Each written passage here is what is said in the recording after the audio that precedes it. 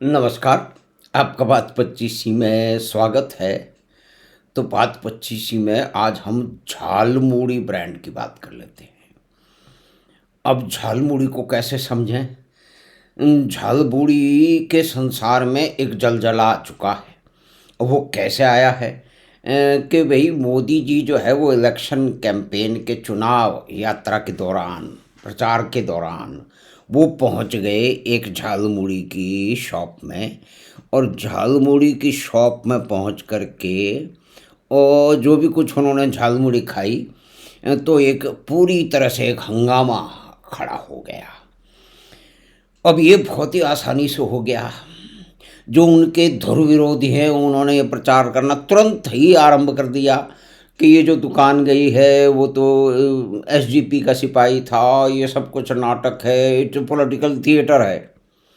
तो जगह कहाँ थी? तो अ, झारग्राम में।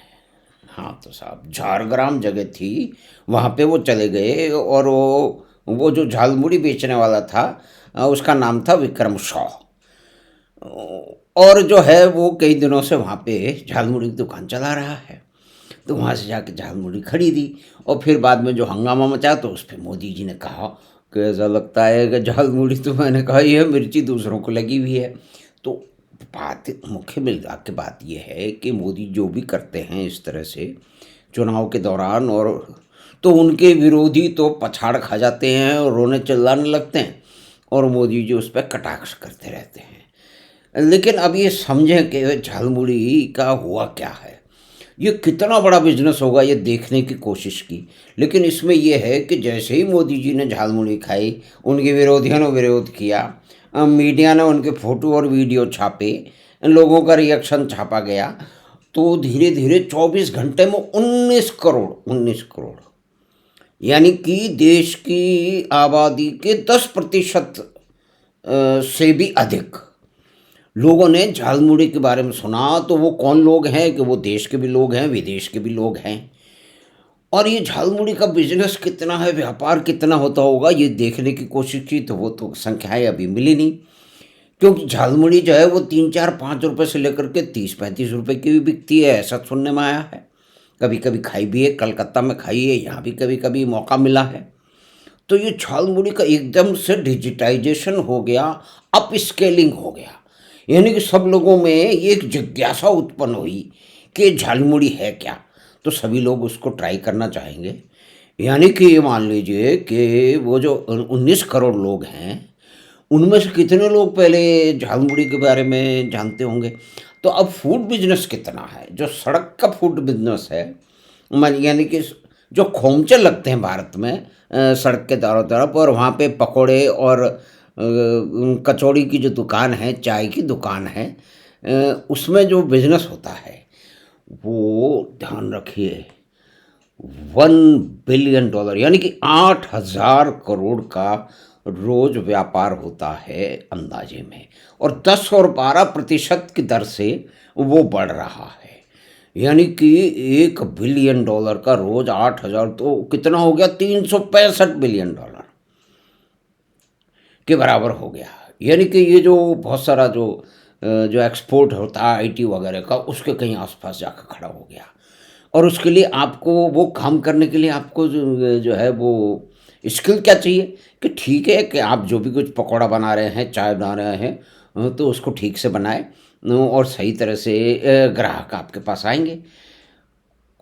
तो इसके अंदर जो 8,000 करोड़ का जो रोज का है, उसमें कितने प्रतिशत लोग झालमुड़ी खाते होंगे? 10% तो बहुत ज़्यादा हो गया। इसका मतलब 8,000 करोड़, जिसका मतलब रोज 800 करोड़ की झालमुड़ी बिकती होगी। नहीं, ये तो नहीं हो सकता। तो 1%, तो 1% में जाएंगे फिर भी 80 करोड़ हो जाता है। ये भी हमें ज़्यादा लग रहा है। तो हम इसको और आधा कर देते हैं, ½ यानी कि भारत में रोज 40 करोड़ की झालमुड़ी जो है ना उसका ऐसा अंदाज़ा लगा सकते हैं। जिसको 20 लगाना 20 लगा ले। तो मतलब कहीं तो कोई अंदाजा लगाएगा ना, क्योंकि डेटा अभी जो इंटरनेट पर सर्च किया वो अवेलेबल नहीं है। थोड़े ही दिनों में इसका डेटा अवश्य आ जाएगा। लेकिन ये डेटा है कि रोड साइड जो फूड वेंडिंग का बिजनेस है वो 1 बिलियन डॉलर यानी कि 8,000 करोड़ उससे ज़्यादा समझ लो आप तो अब, लेकिन हम 8,000 करोड़ मानते हैं, वैसे 9 के आसपास हो गया। तो वो रोज़ हो रहा है, और उसमें से अगर 40 करोड़ का झालमुड़ी का बिजनेस है और रहा है, और ये मोदी जी ने जो झालमुड़ी खाई है उससे जो बाकी सबकी मिर्ची लगी है, लेकिन ये झालमुड़ी बेचने वाले और रोड साइड बिजनेस को तो एक जंप मिल गया, वो निश्चय 3-4 गुना बढ़ जाएगा। तो 3-4 गुना बढ़ जाएगा तो उसमें एक तो पहले तो वो जो विक्रम शॉ है जिसकी दुकान पे गए, वो दुनिया भर में पूरे जीवन भर के लिए वो आदमी प्रसिद्ध हो गया। उसके परिवार वाले मोदी जी के साथ फोटो लगाएंगे, कई कई पीढ़ियों तक चलेगी कि देश के प्रधानमंत्री झालमुड़ी खाने आए थे। हो सकता है वो बड़ा व्यापार बना ले, मतलब संभावनाएं तो है ही ना भाई। वामपंथियों की तरह से हम एंटरप्रेन्योरशिप के तो विरोध में है नहीं। वो उनको तो एंटरप्रेन्योरशिप एक ही आती है कि पॉलिटिकल जो है ना वो गप्पबाजी करें और त्रिशंकु पैदा करें इस देश में, तो खैर वो अलग विषय है, वहाँ नहीं जाने से भटक जाएंगे।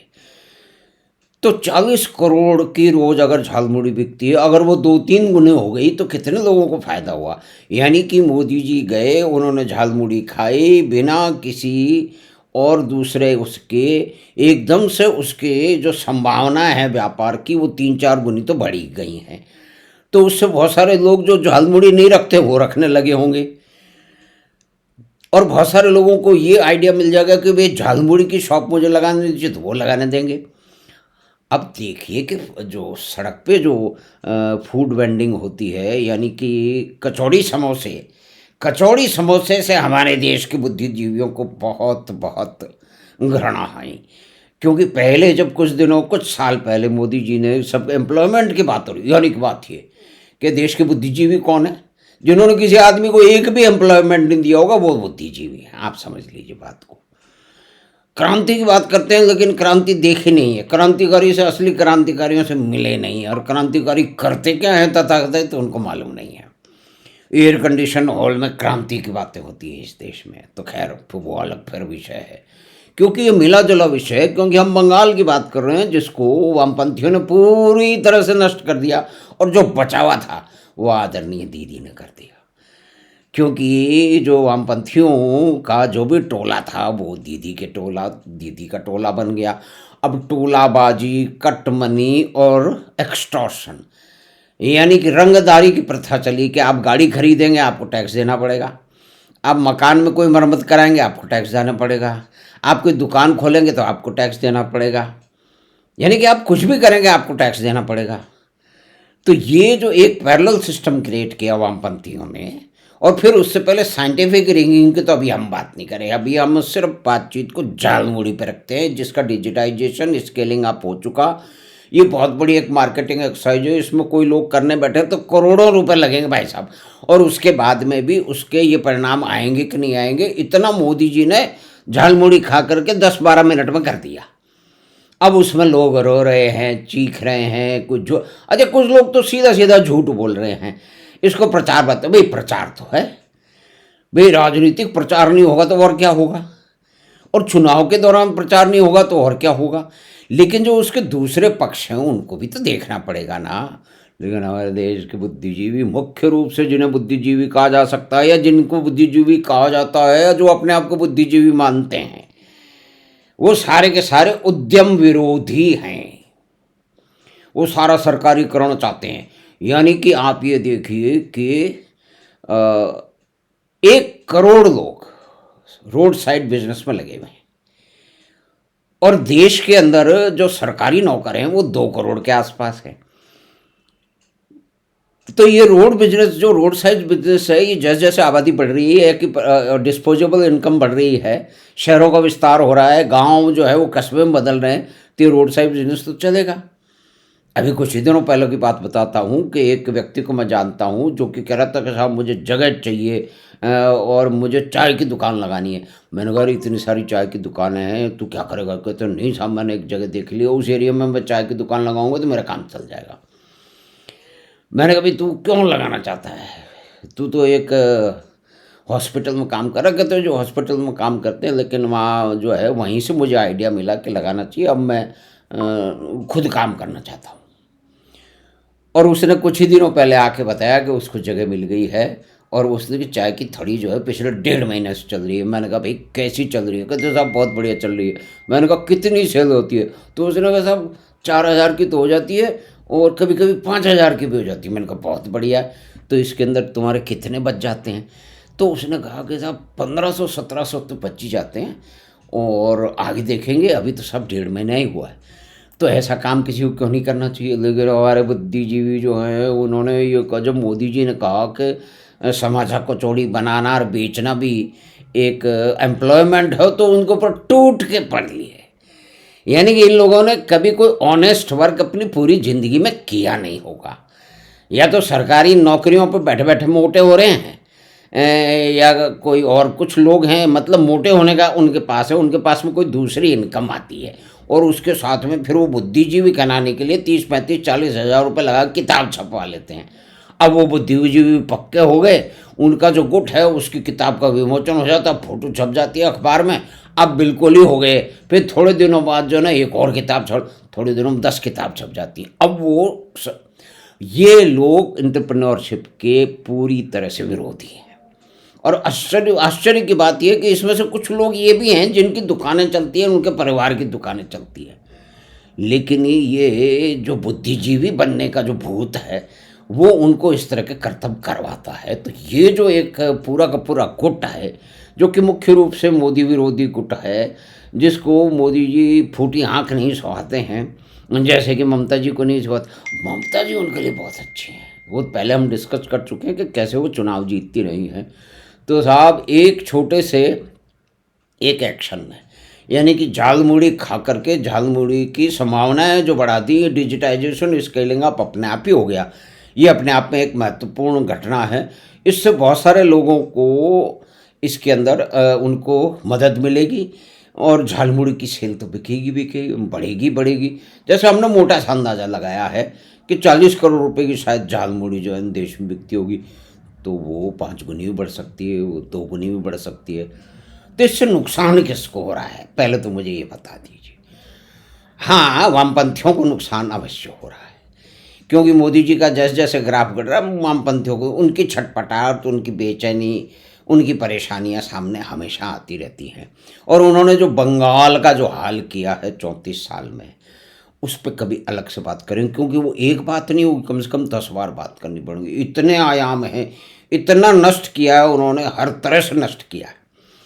तो खैर, लेकिन झालमुड़ी अब चल पड़ा है, झालमुड़ी का व्यापार बढ़ेगा, लोग झालमुड़ी अलग बेचेंगे, जो दूसरे दुकान है वो भी अब झालमुड़ी रखने लगेंगे। यानी कि जो झालमुड़ी बनाने वाला है, ये बनने की प्रक्रिया है, वो कोई ना कोई तो बनाएगा, तो एम्प्लॉयमेंट जो है ना इसके अंदर बढ़ेगा। ये सीधी सीधी सी बात है। अब एम्प्लॉयमेंट बढ़े और वामपंथियों को इसके अंदर परेशानी ना हो, ये हो कैसे सकता है भाई? इन्हीं लोगों ने तो बंगाल से सारे के सारे उद्योगपतियों को भगा दिया था। क्रांति लानी थी, बराबरी लानी थी, है ना? तो ये बराबरी की बात तो अब होनी है, क्योंकि एकदम से झालमुड़ी जिसको कोई जानता नहीं था, एक व्यक्ति श्री नरेंद्र मोदी के कार्यक्रम से झालमुड़ी खाने से पूरा 19 करोड़ लोगों को पता लग गया कि झालमुड़ी भी कोई चीज़ है, जिसमें से अधिकतर को पहले मालूम ही नहीं होगा। तो ये विशेष घटना है। ये उद्यम मतलब जो छोटे दर्जे की इस आरंभिक जो उद्यमिता है उसकी एक घटना है, और इसमें लोगों को रोज़गार मिलेगा। और इसके अंदर तथाकथित वामपंथी और उनके साथी और परिवारवादी भले ही छाती कूटते रहें, हम तो हमें लगता है कि इसमें आम जनता का यानी कि गरीब लोगों का भला होगा। तो हमें आशा है कि ये बातचीत आपको पसंद आई होगी, जो झालमुड़ी के बारे में है। इसके अंदर पूरी की पूरी गप्पे जो है ना, वो एक पूरा का पूरा परिवारवादी गैंग और वामपंथी गैंग चला रहा है।